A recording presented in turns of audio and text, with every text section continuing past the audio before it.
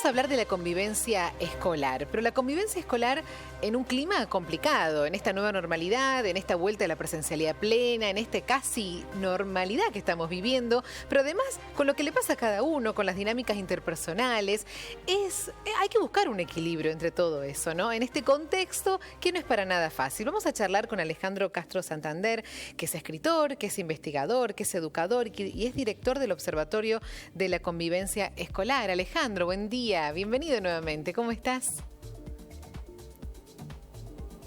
Hola Mercedes, Hola. buen día. Un placer, Alejandro. ¿Qué tema el que vamos a plantear hoy?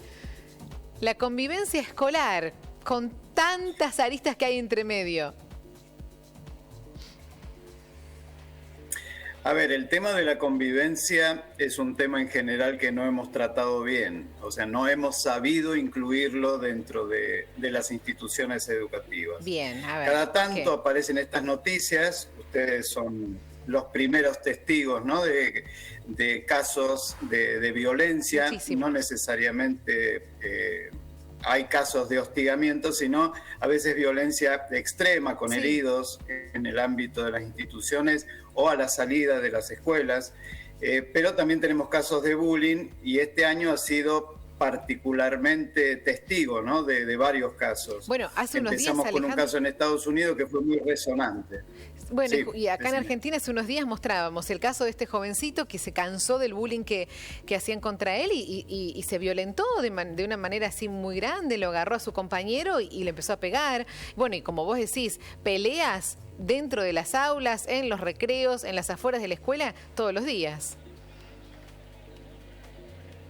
Sí, son generalmente los chicos que reaccionan después de mucho tiempo por ahí de sufrir hostigamiento. Sí. Hay muchos que directamente se van de la escuela, pero hay otros que directamente reaccionan, ¿no? Son las víctimas reactivas o activas. Este es un tema que lo venimos sufriendo desde hace muchísimo tiempo y no hemos, decía al principio yo, no hemos sabido darle una respuesta. Porque la gran pregunta es, ya no hace falta describir tanto, por ejemplo, qué es el bullying. Ahora lo que necesitamos es dar respuestas más efectivas para poder, de una vez por todas, de a poco ir disminuyendo los niveles de hostigamiento. Y ahí es donde tiene que ver un poco lo que llamamos en general la gestión de la convivencia en las distintas instituciones educativas, ¿no? Que cada una tiene una realidad, debe analizarla y a partir de ahí debería ser capaz de armar una especie de programa de convivencia. Y esto no es un tema solamente para estar tranquilos los docentes y poder así hacer su tarea y que los chicos no se peleen, etc.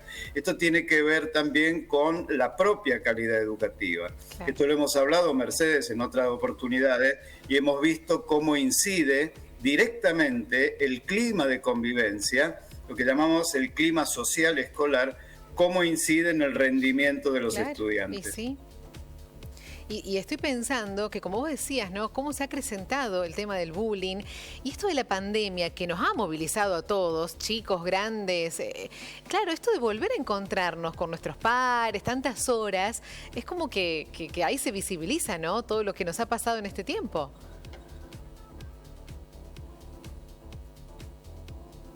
Sí, no hay más remedio, ¿no? O sea, la escuela es uno de los ámbitos más complejos en ese sentido. Sí. Justamente somos muchos, ¿no? Entonces es necesario, y esto hay que entenderlo, es necesario no solamente la utilización o la creación y aplicación de normas de convivencia, que por supuesto son fundamentales, sino también una serie de acciones que son mucho más complejas, que se deben conocer alertas tempranas, por ejemplo, qué es lo que hay que ver dentro de las instituciones educativas para saber que está pasando algo y que necesita una intervención importante o una intervención inmediata. Y también cómo podemos hacer para educar o tener un currículum para la buena convivencia. Esto debería ser a partir de los primeros años, el nivel inicial, ¿no? Empezar bien temprano y luego necesitamos que termine en el ciclo secundario con, si le queremos poner un nombre, una educación para la ciudadanía. Bien. Esa convivencia escolar, esas reglas, consejos, ¿se llevan a cabo, se cumplen? ¿Cómo se controla eso? Que es necesario, ¿eh? No, en general, en general es lo deseado, no es lo deseado, es lo que debería ser. Primero, la construcción de las normas, o sea, cómo vamos a estar dentro de las instituciones educativas, es en general no se hace, no se construyen como corresponde. En general, una norma lo que debe hacer es defender un valor, defender con competencia un valor, ¿no? Y esto no siempre se construye así, sino que ponemos de un lado lo que no nos gusta o no queremos que hagan los estudiantes y del otro lado la sanción, que va a pasar si se transgrede una norma. La construcción de una norma es mucho más compleja, porque implica que primero nos pongamos de acuerdo cuáles son los valores que queremos defender o los valores que queremos proteger. A partir de ahí la norma ya regula, haría falta también un mínimo normativo que venga de los ministerios, ¿no? de educación, pero si esto no es algo firme, bueno, lo tiene que construir cada institución educativa. Pero sabemos que esto es como una mesa inestable. Tiene que estar, de alguna manera, tiene que estar apoyada en otras acciones, que tiene que ver también con la participación de la familia, tiene que ver con esto que hablamos al principio, la educación para la buena ciudadanía o la educación de la buena convivencia. O sea, hay muchos elementos que hay que analizar y no pensar solamente dentro de la escuela, sino también que los chicos tienen que estar todo el tiempo con estas medidas o con estos valores internalizados, ¿no? Porque no es que el asunto de salir de la escuela donde y que se olvida de todo disminuye el control, no. Y tenemos problemas en las plazas, tenemos problemas en las salidas, etcétera. Y esas normas, Alejandro, tienen que ser acorde a la escuela, o sea, se tienen que elaborar dentro del establecimiento, ¿no? Porque cada institución es un mundo diferente, cada aula es un mundo diferente, o sea, hay que contemplar esas particularidades, ¿no? Tenemos puntos en común con la sociedad, por supuesto, ¿no? Muy, muy en común, pero hay cosas que son propias, como bien decís, ¿no? Nosotros ya lo sabemos, estamos convencidos que por ahí hablar en general sobre las instituciones educativas es muy relativo, no siempre sirve. Las escuelas son muy distintas a cualquier otro tipo de organización y también son muy distintas entre ellas. Entonces lo que tiene que hacerse, y esto por eso hablaba de un mínimo normativo, no debería ser exhaustivo por parte de las autoridades, sobre todo me refiero al gobierno escolar, sino que deberían ser normas mínimas y a partir de eso, que sirve como una guía, como una orientación, cada institución debería trabajarlo. Claro. Debería existir un consenso entre todos los miembros de la comunidad educativa. O sea, no es solamente las autoridades o un grupo de docentes, sino todos. E involucrar no solamente a los estudiantes, sino a todos. O sea, una comunidad educativa está formada por los estudiantes, que son de alguna manera lo que priorizamos, pero también están los docentes, los directivos, la familia y otros que son auxiliares o profesionales que colaboran con la tarea de los docentes, ¿no? Entonces, por eso vuelvo a esto. Es un tema complejo, pero hay que tomarse el trabajo para hacerlo si realmente queremos que haya climas de bienestar dentro de la escuela y se pueda dar realmente como corresponde el hecho educativo. Y me parece fundamental en estas normas el bullying en primer lugar, ¿no? Hay que incorporarlo. Qué difícil controlar el bullying. Digo, en estas normas de convivencia, ¿qué aconsejás? ¿Qué tenemos que tener en cuenta? A ver, el bullying es un emergente, en realidad, ¿no? A ver, el bullying no debería... No hay duda que por la magnitud que tiene y por el daño que hace es donde estamos todo el tiempo mirando.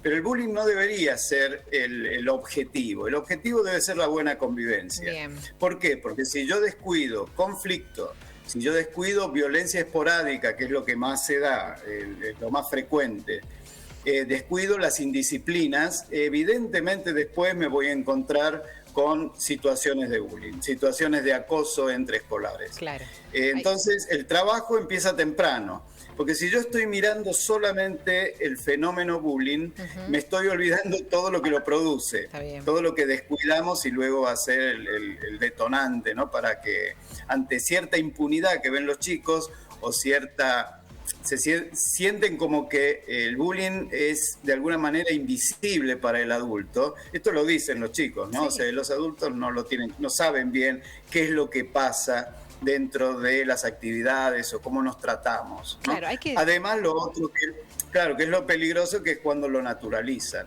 y te dicen... Decís? Y así nos comunicamos, así estamos nosotros, ¿no? Por favor, qué triste. Entonces, bueno, es toda una tarea, ¿no? Es toda una tarea, un desafío, ¿no? Un desafío, pero es importante lo que decís, que hay que trabajar en el antes, hay que prevenir, hay que evitar que se llegue a ese hecho que ya es mucho más complejo. A propósito, vas a dar un conversatorio, ¿no? Un conversatorio sobre eso, sobre el bullying y cómo prevenirlo. Sí, una invitación de la Universidad Católica de Córdoba el día jueves 3. El jueves 3, ¿de qué se trata? No sé si es jueves, es 3 de junio. El 3 de junio. Sí, no soy yo nada más, ¿no? Hay otros invitados, es un panel para poder tratar el tema, no solamente hablar del bullying, sino también esto que estamos diciendo, cómo prevenirlo, ¿no? Cómo tratar de ver qué cosas debemos hacer o debemos considerar, no solamente de la escuela, ¿no? Sino decíamos también, la familia para nosotros es la mejor aliada siempre. Entonces, ¿cómo podemos trabajar todo esto juntos? ¿Y qué hemos aprendido? Esto lo hemos charlado, Mercedes. El bullying va a cumplir desde la investigación 50 años. ¿Qué hemos hecho? El viernes 3 de junio, entonces vas a estar con este conversatorio. Ok, así es. Te mando un abrazo. Siempre te lo digo y te lo voy a seguir repitiendo, pero la verdad que nos hace bien charlar sobre estos temas. Nos dejan pensando, reflexionando, así que gracias. Por favor, gracias a ustedes que le dan un lugar importante a la educación. Gracias, Mercedes. Un abrazo.